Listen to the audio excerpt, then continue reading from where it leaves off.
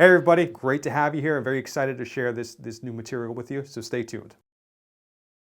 All right, we're going to talk a little bit about systems here. If you're like me, and this is common amongst mainly entrepreneurs, in that we have a tendency to get excited about a lot of different ideas. We also have a tendency to get excited about a lot of different things, start a bunch of things, and then not finish them. So, systems and methods of organizing work become more and more important, especially for people like us. So, my my recommendation is to start simple, but you have to start with something. So, as far as organizing your work and staying on track, something like a whiteboard is a way to start out organizing your projects and organizing different work. Also, CRM, which stands for Customer Relationship Management.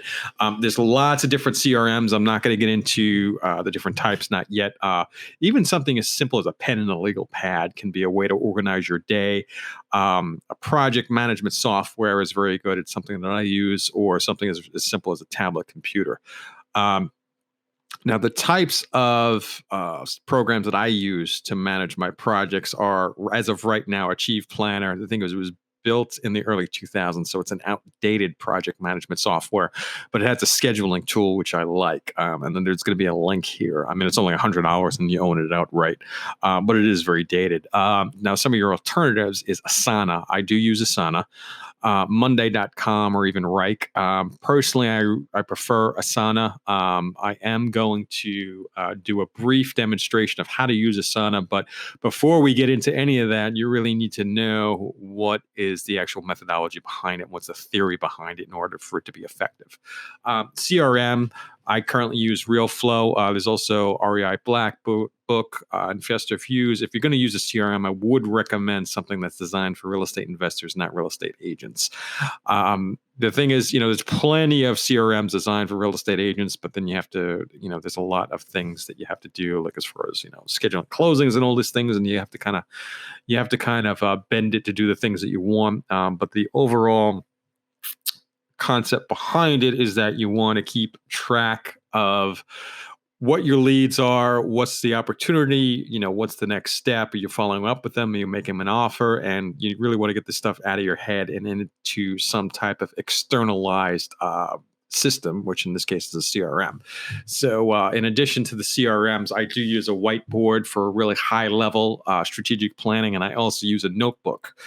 Right now, I use Microsoft OneNote, and really what I do is I externalize everything that's done on a daily, weekly, and monthly basis into the notebook, and then I make sure that everything is in one place. Now, the type of project management or work management that I'm going to talk about right now is something called Agile. So, this is very high level and conceptual, but it is important. So the thing about Agile is it's a strategic framework that anticipates failure and unwanted results, and it allows teams to correct and improve in small increments. So, well, what does that mean?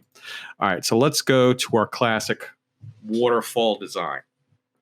So your typical waterfall project can be something like, hey, I want to flip a house. Okay, so what are the requirements? In this case, what would be the buy box? What would be how many offers you're going to make? You're going to use the MLS, so on and so forth.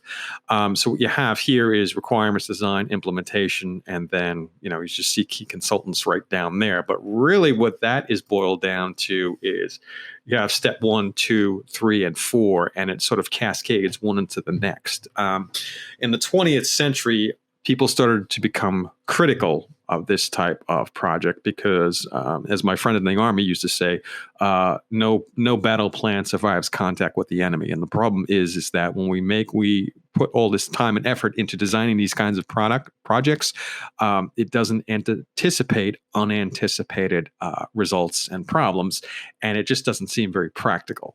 So let's go over here. A typical, perfect example, I think, of a waterfall project is buy, renovate, rent, refinance, repeat. Now that's pretty simple. That's definitely a waterfall project. But the problem becomes in some of our projects is when, let's say, for example, on the acquisition side, we have what's called a moving target. So let's just say